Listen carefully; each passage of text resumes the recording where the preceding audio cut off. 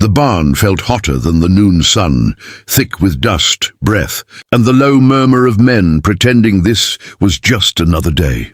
Chains clinked somewhere in the shadows, a sound that didn't belong in a free country. And before anything else, before faces or voices, Caleb noticed the cuffs, far too large for the girl's fragile wrists. The iron bands slid and knocked together whenever she shifted, the hollow sound echoing in a way that made his stomach knot. She couldn't have been older than 14. A boy stood pressed against her side, maybe 10, his fingers twisted tight in the fabric of her skirt, until his knuckles blanched white. His cheeks were streaked with dust and the tracks of old tears, but his jaw was set with a stubbornness no child should need. "Lot 17, the auctioneer called, tapping a wooden stick against his palm with a lazy rhythm. "2 for 1, gentlemen. Girls old enough for kitchen work, men's neat.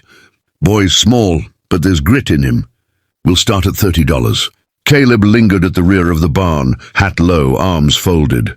He'd only come into town for wire and oats, hadn't meant to stop.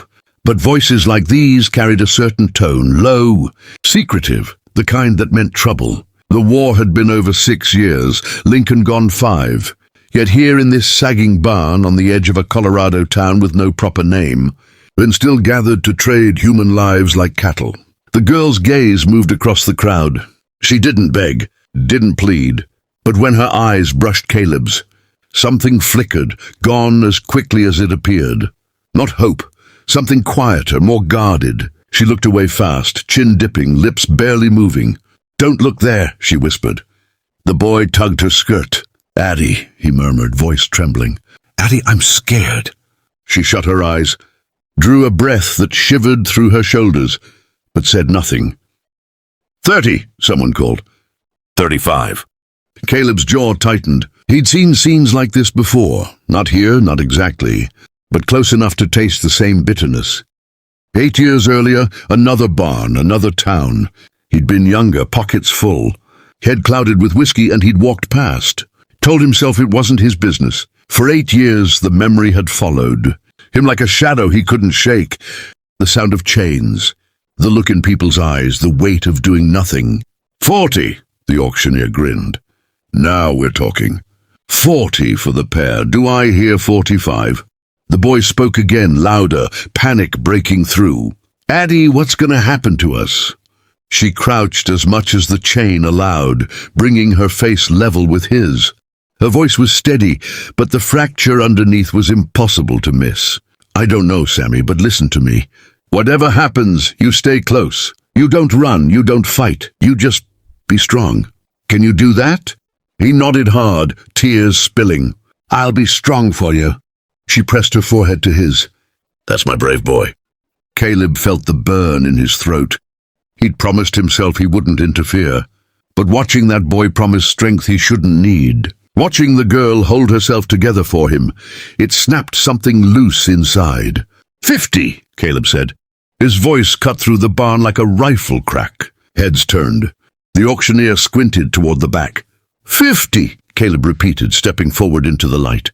Boots thudded against the packed dirt. "Well now," the auctioneer laughed, "we got ourselves a buyer. 50 on the floor, do I hear 55? The crowd shifted. Near the front, a tall man with a sheriff's badge turned slowly, eyes narrowing. 60, the sheriff said. Caleb met his gaze. He knew the type, badge worn like a weapon, law twisted into whatever shape suited him. 70, Caleb answered. 80, 100. A ripple of murmurs spread. The auctioneer slapped his thigh. 100. Fine bid, gentlemen. 100 going once. 120, the sheriff said, voice flat. Caleb didn't blink. 150. Silence dropped heavy as dust. The sheriff turned fully, hand resting on his holster. Got a reason you're so eager to outbid the law? Just a man buying what's for sale, Caleb said evenly. The sheriff stepped closer, studying him. Funny, I make it my business to know everyone passing through. I'm just passing through. A thin smile crept across the sheriff's face. 175. Caleb pulled a worn billfold from his coat, counted slowly. 200 cash. The auctioneer's eyes lit up. 200. Sold to the man in the back. The sheriff's jaw flexed, but he didn't raise the bid again. He only watched as Caleb approached the platform. The auctioneer handed over the chain with a satisfied grin. Caleb felt the weight of it in his palm, then crouched to the children's level. The girl, Addie, studied his face, trying to measure what kind of man he was, whether he might be worse than the last. "Listen," he said quietly. "I'm not here to hurt you. I'm not here to own you. I'm here to get you out. You understand?" Her lips parted, but no words came. Sammy stared with wide, wet eyes. Caleb drew a small folding knife. The crowd tensed, hands drifting toward guns. But he simply cut the rope securing the chain to the post. He stood and faced the room. "Anybody got a problem with me taking what I paid for?" No one moved. The sheriff's hands hovered near his gun, but he stayed silent. Caleb turned back. "Come on," he said softly. Addie hesitated, then took Sammy's hand and followed. They walked through rows of staring men, past the auctioneer counting money, past the sheriff standing rigid at the center. Outside, sunlight hit like a wall. Caleb led them to his roan horse, unlocked the cuffs with a key he'd bought for $5 more. The iron fell away with a dull clatter. Addie rubbed her wrists, staring at the red grooves. Caleb handed her a canteen. She drank with shaking hands. The barn door creaked behind them.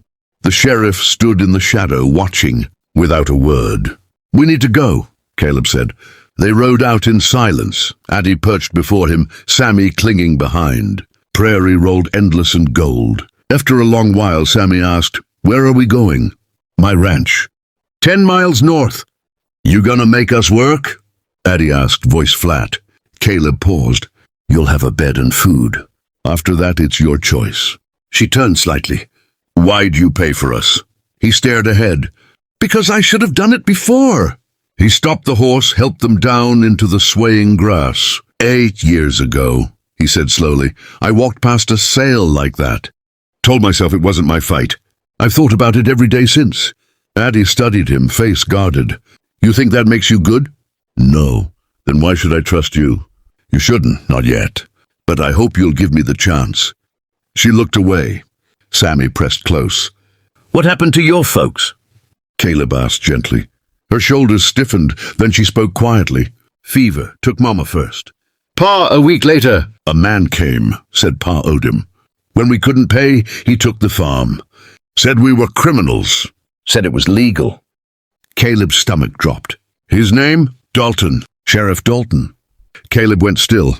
The name scraped against memory. She kept talking, voice hollow. "He sold us." Caleb's hands curled into fists as recognition settled heavy in his chest. And in that moment he knew this wasn't finished. Caleb stood in the yard with the morning wind tugging at his coat. The weight of Dalton's name settling into something colder than fear, resolve. He didn't chase the past anymore. He faced it. When Dalton rode out days later with more men and louder threats, Caleb didn't meet him with bullets. He met him with witnesses, ranchers, townsfolk, and a circuit judge Garrett had ridden half a day to fetch. Dalton's law unraveled in the open air, debts forged, records twisted, power abused. By sunset the badge was gone, his voice small for the first time, and the children's names were written clean in a ledger that finally told the truth. That night the prairie felt wider, quieter. Addie stood on the porch, Sammy asleep against her shoulder, the lantern painting gold across her face. "What happens now?" she asked. Caleb leaned on the rail beside her, hat in his hands. "Now you decide. Stay as long as you need. Leave if you ever want. Either way, you're free." She watched the dark fields, then nodded once, a small, certain motion. Inside, the cabin smelled of bread and wood smoke, ordinary and safe. For the first time since the barn, Sammy laughed in his sleep. Caleb listened to that sound and knew. The past would never be erased, but it no longer owned them.